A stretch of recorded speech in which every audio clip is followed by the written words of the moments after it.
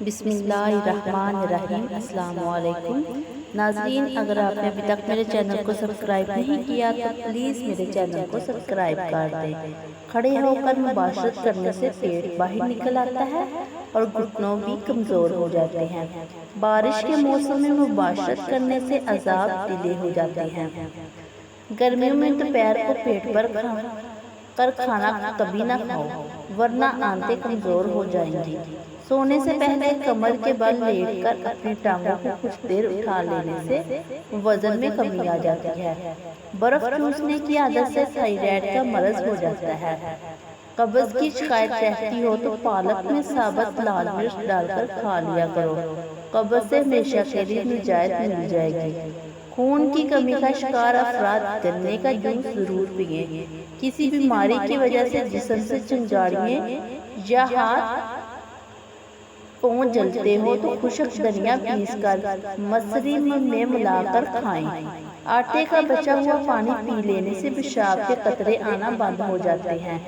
بچوں کو اخروٹ کے مغز سوتے وقت کھلاؤ، ان کے پیٹ کے کیڑے مر جائیں گے۔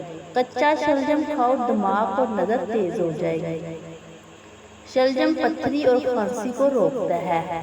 دن کے وقت پانی کم استعمال کرنے سے رنگت کالی پڑ جاتی ہے۔ معدے میں زخم ہو تو 2 ہفتوں تک 2 میں 3 مرتبہ بند گوبھی کا رس پی لیں اور بند گوبھی کا سالن بھی کھائیں، بہت جلد زخم بہتر ہو جائیں گے۔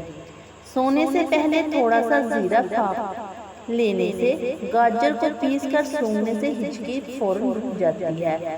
کچا انار کھانا گردوں میں پتھری کرتا ہے۔ نہارے میں نیمبو کا رس اور لہسن کے 2 تریاں نیم گرم پانی کے ساتھ کھا لیں، چربی ہفتے میں برف کی طرح پگھل جائے گی۔ چائے بناتے وقت اگر چائے کے پانی کو زیادہ پکایا جائے تو چائے بد مزہ ہو جاتی ہے۔ بعض اوقات تھرموس کے زیادہ استعمال سے اس میں بدبو پیدا ہو جاتی ہے۔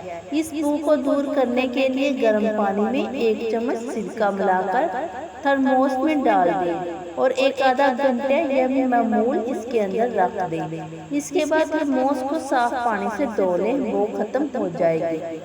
جن لوگوں کو رات کو بار بار پیشاب آتا ہو وہ سیب کا استعمال زیادہ کریں، اس سے رات کو بار بار پیشاب آنا کم ہو جائے گا۔ دوستو، ویڈیو اچھی لگی تو پلیز ویڈیو کو لائک اور شیئر کیجیے اور آپ سے گزارش ہے کہ چینل کو سپورٹ اور چینل کو سبسکرائب کرنا نہ بھولیے گا۔ شکریہ۔